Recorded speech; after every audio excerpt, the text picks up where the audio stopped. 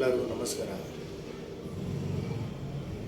ಏನಪ್ಪ ವಿಡಿಯೋ ಮಾಡ್ತಾ ಇದ್ದೀನಿ ಅಂದರೆ, ಶರಣಾರ್ಥಿ ನಮ್ಮ ಹರೀಶ್ ಅವರು ನಿನ್ನೆ ಒಂದು ಪೋಸ್ಟ್ ಹಾಕಿದ್ರು. ಅವನು ಫಯಾಜ್ ಬಗ್ಗೆ, ಆ ಬೋಳಿ ನನ್ನ ಮಗನಿಗೆ ಶಿಕ್ಷೆ ಆಗಲೇಬೇಕು, ಯಾರು ಹೆಣ್ಮಕ್ಳು ಇದ್ದರೆ ಏನಿದ್ರೆ. ಏನಕ್ಕಂದರೆ ಹರೀಶ್ ಅವ್ರ ಜೊತೆ ನಾವು ಯಾವಾಗಲೂ ನಿಂತಿರೋ ಕನ್ನಡಕ್ಕೋಸ್ಕರ, ಕನ್ನಡಿಗರಿಗೋಸ್ಕರ ಯಾವಾಗಲೂ ನಿಂತಾ ಇರ್ತೀವಿ. ಅವ್ರಿಗೆ ನಾನು ಬೆಂಬಲ ಕೊಡ್ತೀನಿ.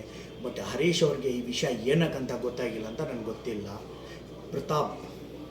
ಪ್ರತಾಪ್ನು ಒಂದು 31 ವರ್ಷ ಪ್ರತಾಪ್ ನಾಯಕ್. ಆಮೇಲೆ ಒಂದು ಮುಸ್ಲಿಂ ಹುಡುಗಿ 21 ವರ್ಷ, ಅವಳಿಗೆ ಒಂದು ಮಗು ಕೊಟ್ಟು ಬೆಂಕಿ ಇಟ್ಟು ಸಾಯಿಸಾಗೋನು. ಅದು ಎಲ್ಲ ಗೋಧಿ ಮೀಡಿಯಾ ಹೇಳ್ತಾ ಇಲ್ಲ.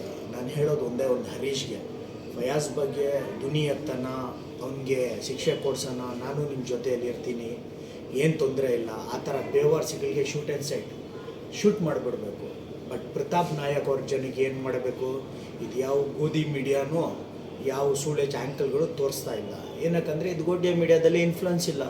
ಹರೀಶ್ ಅವರನ್ನು ಹೇಳೋದು ಒಂದೇ ಒಂದು, ನಿಮಗೆ ಈ ಥರ ಮಾಡೋರ ಚಾನಲ್ಗೆ ಫಸ್ಟು ತೋರಿಸ್ಬಿಟ್ಟು ಈ ಥರ ಪ್ರತಾಪ್ ನಾಯಿಗಳಿಗೂ ಈ ಫಯಾಜ್ ನಾಯಿಗಳಿಗೂ ಸೈಟ್ ಮಾಡಬೇಕು, ಶೂಟ್ ಮಾಡಬೇಕು ಇಷ್ಟೇ. ಏನಕ್ಕಂದರೆ ಅರ್ಧ ಗೋಧಿ ಮೀಡಿಯಾ ಈ ಸುಳ್ಳು ಆ್ಯಂಕರ್ಗಳು ಹೇಳಲ್ಲ, ಅವ್ರಿಗೆ ನಿಮಗೂ ಗೊತ್ತಾಗಲ್ಲ, ಗೊತ್ತಿದೆಯೋ ಇಲ್ಲ ಅಂತ ಗೊತ್ತಿಲ್ಲ.